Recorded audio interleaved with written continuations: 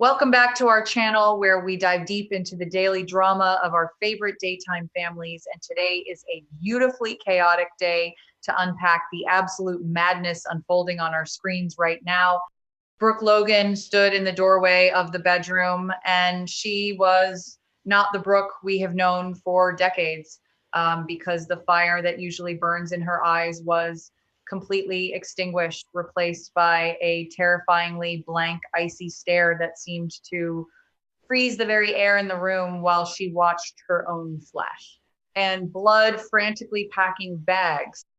She did not scream and she did not cry, which is honestly the most terrifying thing about this entire scenario, because Brooke Logan is a woman of immense passion who feels everything at a level 10. But right now, she was operating at an absolute zero. Absolute zero. Coldness radiating from her pores like a winter storm blowing through the normally warm and inviting halls of the Logan estate. Hope was frantically pulling clothes from the hangers, her hands trembling so violently that silk blouses were slipping from her grasp and pooling on the hardwood floor like colorful puddles of regret. The tears were streaming down Hope's face in hot, heavy tracks, ruining her perfect makeup and making her gasp for air as she tried to force her belongings into the gaping maw of the leather suitcase lying open on the bed. She was sobbing so hard, her shoulders shook with the physical force of her devastation while she tried desperately to explain herself to the statue that used to be her mother. Hope kept babbling about her career and her passion and how she just wanted to create something beautiful at Logan because Steffi was suffocating her at Forrester Creations and she just needed a chance to breathe and be a real designer with her brother Deke. It was all about the work she pleaded. It was all about the fashion and the legacy. And she never meant to hurt Brooke. She never meant to make her look like a fool on live television in front of 4 million people.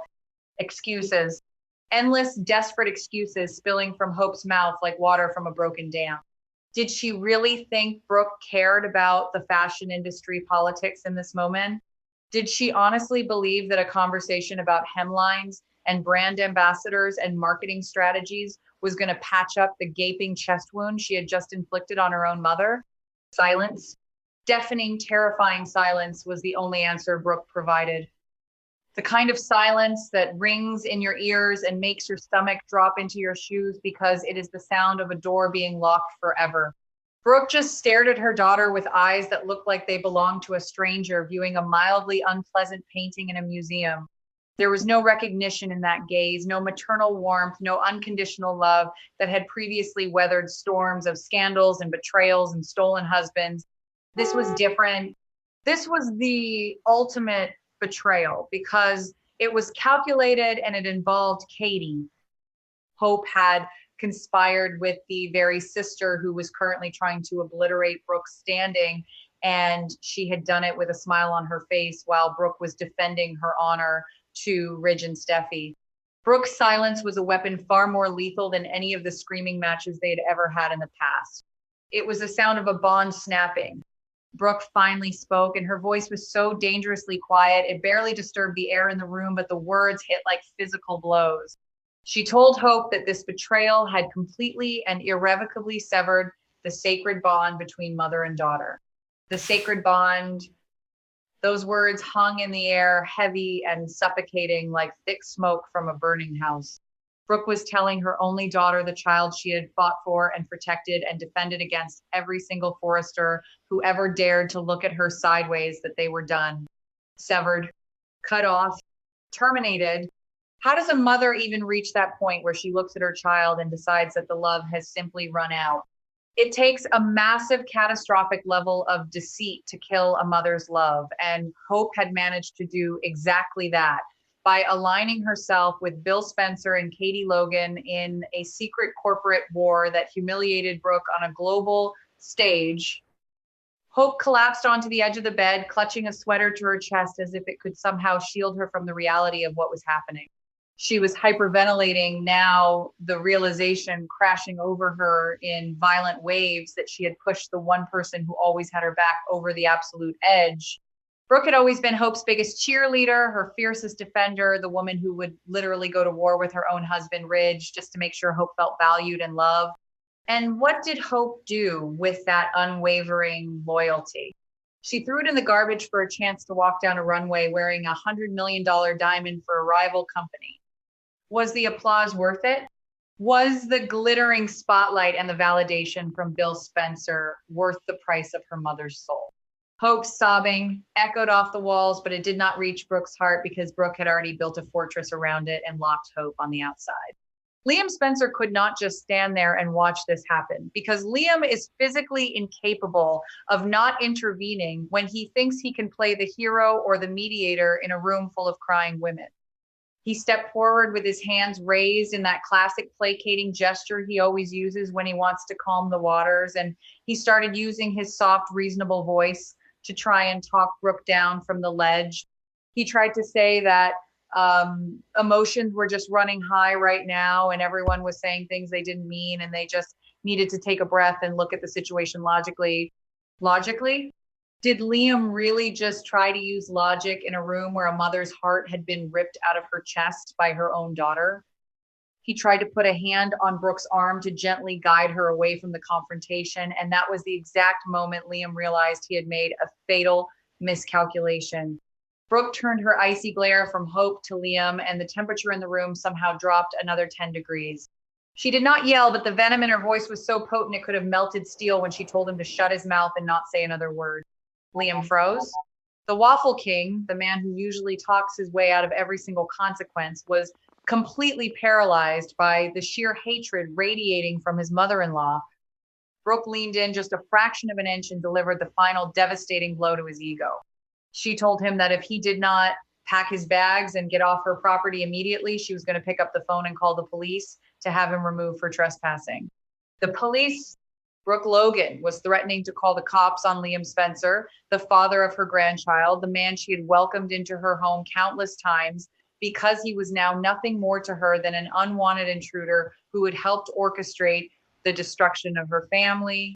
Liam's mouth opened and closed like a fish out of water because he literally had no response to that level of hostility. He looked at Hope and Hope looked at him, and the sheer panic in their eyes was a mirror reflecting the absolute disaster they had created.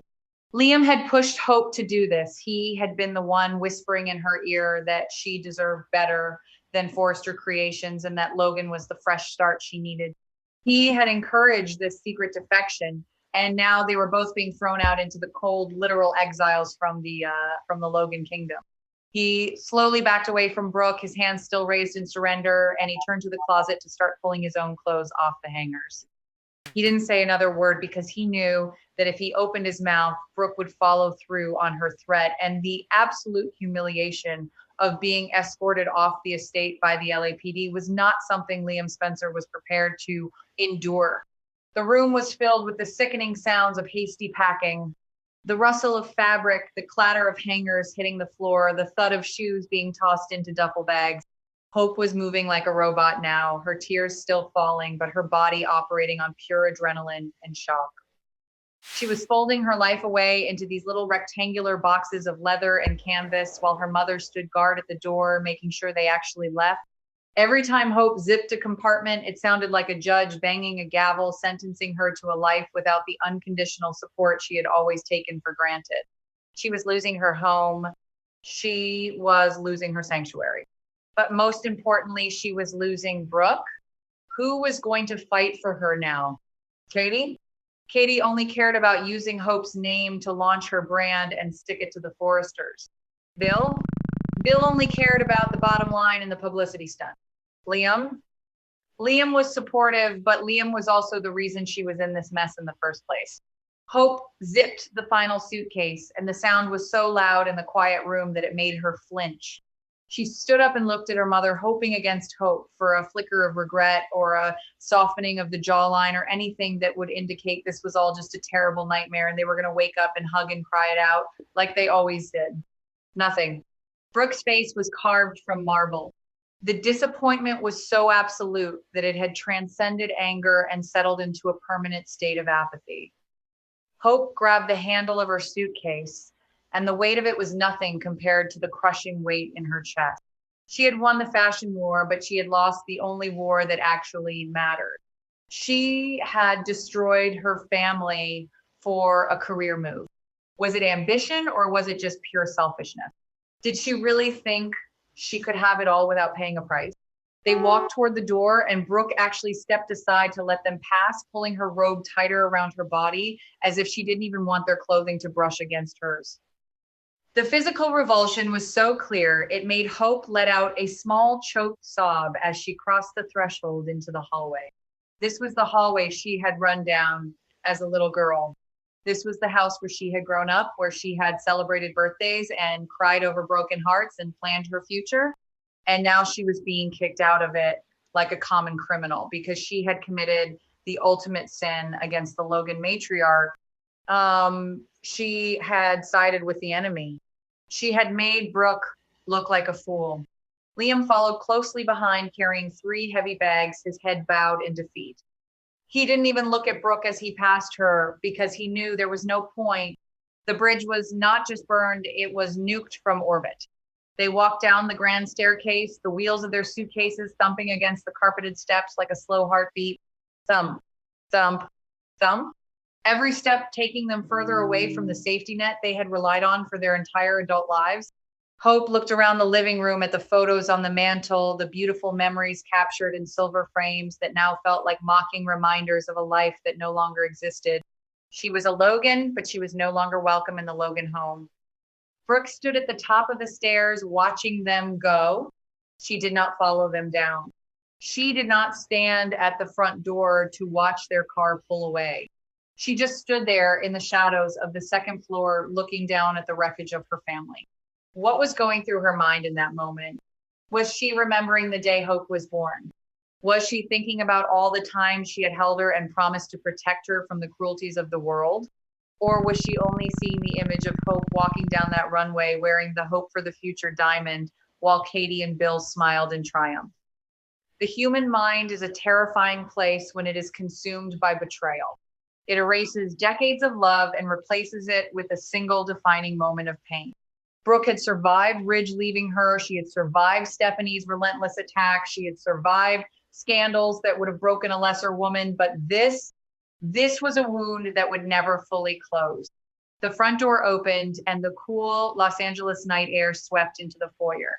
Hope hesitated for just a fraction of a second, her hand lingering on the brass doorknob.